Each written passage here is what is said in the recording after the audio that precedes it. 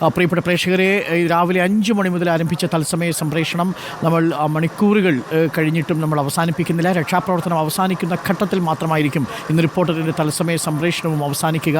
നിരവധി ആളുകൾ നമ്മെ വിളിച്ചു, നമ്മൾക്ക് അവരുമായി സംസാരിക്കാൻ സാധിച്ചു. ചിലയിടങ്ങളിൽ രക്ഷാപ്രവർത്തകർക്ക് എത്തേണ്ട ദിശകൾ അവർ നമുക്ക് ചൂണ്ടിക്കാണിച്ചു തന്നു. അവിടേക്കൊക്കെ രക്ഷാപ്രവർത്തകരെത്തി. ഏറെ ആശ്വാസകരമായ വാർത്ത, മുണ്ടകയിൽ ആരും കുടുങ്ങിക്കിടക്കുന്നില്ല എന്നുള്ളതാണ്. ഈ രാത്രികാല ദൃശ്യങ്ങൾ കൂടി പ്രേക്ഷകരൊന്ന് കാണുക. ആകാശ ദൃശ്യങ്ങൾ, റിപ്പോർട്ടർ ടി വിയിൽ കാണുന്ന ഈ ദൃശ്യങ്ങൾ ഈ സംഭവ സ്ഥലത്തു നിന്നുള്ള ദൃശ്യങ്ങളാണ്. പുഴ ഇപ്പോഴും കലങ്ങിത്തന്നെയാണ് ഒഴുകുന്നത്. പക്ഷേ തെളിയേണ്ടത് ഇനി നമ്മുടെ മനസ്സ് കൂടിയാണ്. നമ്മുടെ മനസ്സ് തെളിഞ്ഞൊരു പകലും കലങ്ങി ഒഴുകുന്ന പുഴയുമായിരുന്നു നമ്മൾ ഇന്ന് കണ്ടത്.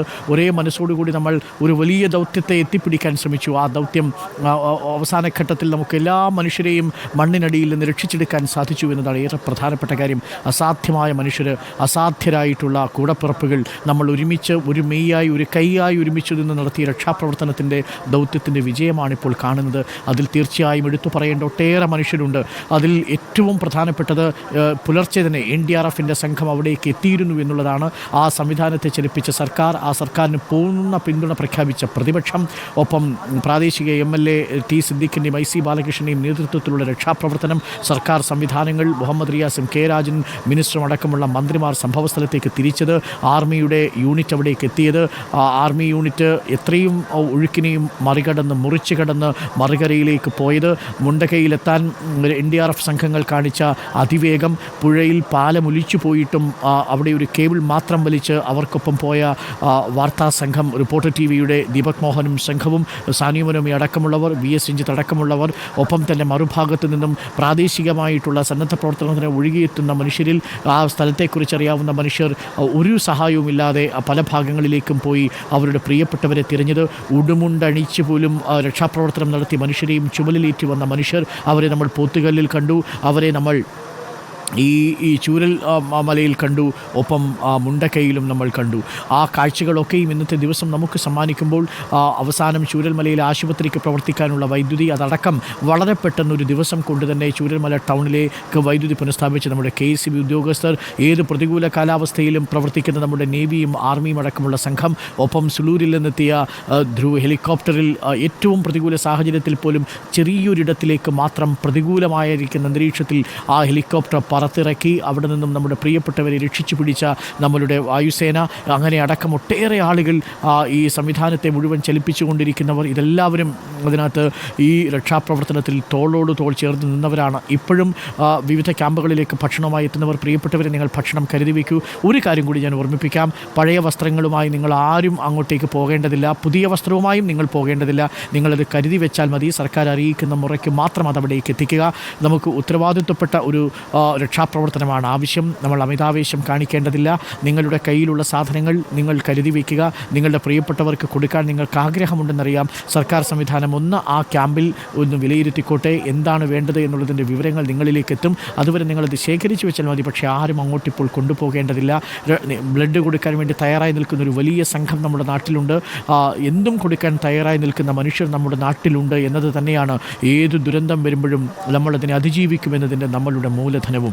അത് നമ്മുടെ സ്വന്തം മൂലധനമാണ്. അത് തീർച്ചയായിട്ടും ഉയർത്തിപ്പിടിക്കുക. എല്ലാ വ്യത്യാസങ്ങൾക്കും അപ്പുറം നമ്മൾ ഇന്ന് രക്ഷാപ്രവർത്തനത്തിൽ കണ്ടതും ഈ കുത്തിയൊലിച്ചൊഴുകുന്ന മലവെള്ളത്തെ പരാജയപ്പെടുത്തിയ മാനുഷിക ദൗത്യമാണ്. ആ ദൗത്യത്തിന് മുൻകൈയെടുത്ത എല്ലാ രക്ഷാപ്രവർത്തകർക്കും ഹൃദയത്തിൽ നിന്നൊരു അഭിവാദ്യം അർപ്പിക്കണം. പക്ഷേ അപ്പോഴും നമ്മെ വിട്ടുപിരിഞ്ഞ 124 മനുഷ്യർ, അവരുടെ മൃതശരീരങ്ങൾ ഇനിയും കണ്ടെത്താത്ത 90-ലധികം മനുഷ്യർ എന്തു ചെയ്യുമെന്ന ചോദ്യത്തിന് ഉത്തരം ഇനിയും കിട്ടിയിട്ടില്ല. ആ ചോദ്യങ്ങൾക്കുള്ള ഉത്തരം വരുന്ന മണിക്കൂറുകളിൽ നമ്മൾ തേടേണ്ടതാണ്. നമ്മളുടെ ഈ രാത്രി സംപ്രേഷണം അവസാനിക്കുന്നില്ല. രക്ഷാപ്രവർത്തനം അവസാനിക്കുന്ന നിമിഷം വരെയും റിപ്പോർട്ടറിൻ്റെ വാർത്താ സംഘം പ്രേക്ഷകരിലേക്ക് തത്സമയം എത്തിച്ചേരുകയും ചെയ്യും. പ്രേക്ഷകർ കാണുന്ന ദൃശ്യങ്ങൾ ഇപ്പോഴുള്ളത് തത്സമയ ആകാശ ദൃശ്യങ്ങളാണ്. ദുരന്തമുണ്ടായ മേഖലയിൽ നിന്നുള്ള തത്സമയ ദൃശ്യങ്ങളാണ് ഇപ്പോൾ പ്രേക്ഷകർ കണ്ടുകൊണ്ടിരിക്കുന്നത്. നോക്കൂ, വലിയ കാഴ്ചകൾ, നമ്മളെ കരളുലയ്ക്കുന്ന കാഴ്ചകൾ, കരൾ പിളർത്തുന്ന കാഴ്ചകൾ, ഹൃദയഭേദകമായ കാഴ്ചകളാണ് നമ്മൾ കണ്ടത്.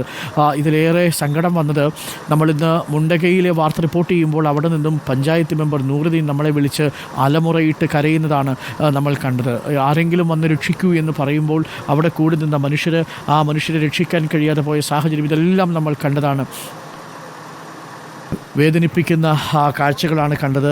പ്രിയപ്പെട്ട പ്രേക്ഷകർക്ക് കാണാൻ സാധിക്കും, ഈ രാത്രിയിലും രക്ഷാപ്രവർത്തനം തുടരുന്ന ദൗത്യസംഘം ഇവിടെ എൻ്റെ മുന്നിലൂടെ കടന്നു പോകുന്ന ഈ മൃതശരീരങ്ങൾ, അവസാനത്തെ മൃതശരീരവും ഈ പുഴ കടത്തിവിടുന്ന മനുഷ്യർ, ജീവനുള്ള മനുഷ്യരും കടന്നുപോയത് ഈ പാലത്തിലൂടെയാണ്. ഇവിടെ ഒരു പാലമുണ്ടായിരുന്നു, പക്ഷേ ആ പാലം, കോൺക്രീറ്റ് പാലം പൂർണ്ണമായും തകർന്നുപോയി.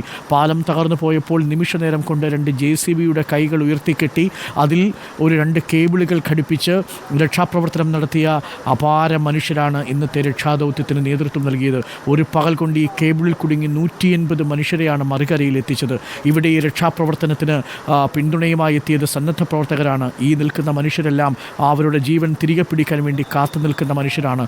മറുകരയിൽ കാത്തുനിന്നവരുടെ കൈകളിലേക്ക് പ്രിയപ്പെട്ടവരെ രക്ഷിച്ചെടുത്തു എന്നുള്ളതാണ്. നോക്കൂ, എത്ര സാഹസികമായ രക്ഷാപ്രവർത്തനത്തിനാണ് കേരളം സാക്ഷ്യം വഹിച്ചതെന്ന് ഈ ദൃശ്യങ്ങൾ പ്രേക്ഷകരോട് പറയും. ആ ഭാഗത്തുണ്ടായിരുന്ന ഒരു വലിയ പാലം, ആ പാലം ഇന്ന് ഉരുൾപൊട്ടലിൽ തകർന്നു പോയിട്ടും അതിൽ തകരാതെ 2 ഭാഗത്തും 2 JCB ഇട്ടതിനു ശേഷം അതുവഴി കേബിൾ ഘടിപ്പിച്ച് ആ കേബിൾ വഴി മനുഷ്യരെ മറുകരയ്ക്ക് എത്തിച്ച മനുഷ്യരുടെ അപാരമായ ചങ്കൂറ്റം, ആ ചങ്കൂറ്റത്തിന് ഹൃദയത്തിൽ നിന്ന് തന്നെ നമുക്കൊരു സല്യൂട്ട് നൽകണം. നാളെ പുലർച്ചയിൽ ശുഭകരമായ വാർത്തകളുമായി തിരികെ എത്താം. ഒരു മനുഷ്യനും ഇനി ജീവന് വേണ്ടി യാചിച്ചുകൊണ്ട് അവിടെ ഉണ്ടാവരുത്. എല്ലാ മനുഷ്യരും രക്ഷിച്ചെടുത്ത് എല്ലാ മനുഷ്യരും തിരികെ ജീവിതത്തിലേക്ക് വരട്ടെ എന്ന് നമുക്ക് പ്രതീക്ഷിക്കാം. അതോടൊപ്പം നമുക്ക് നഷ്ടപ്പെട്ട നമ്മളുടെ 120ഓളം മനുഷ്യർ അവരുടെ ജീവിതത്തിന് വേണ്ടി അവർക്കൊക്കെ സമാധാനമുണ്ടാകട്ടെ എന്ന് നമുക്ക് പ്രതീക്ഷിക്കുകയും ചെയ്യാം. അവർ നമ്മളെ വിട്ടുപോയിരിക്കുന്നു. 120ഓളം മനുഷ്യർ അവരുടെ ഈ വിട പറയലിൽ നമുക്ക് എന്താണ് പറയേണ്ടതെന്നറിയില്ല. അവരിൽ ആരൊക്കെയാണെന്ന് പോലും ഇനി തിരിച്ചറിയാനുണ്ട്. 90 പേർ എന്നുള്ളതാണ്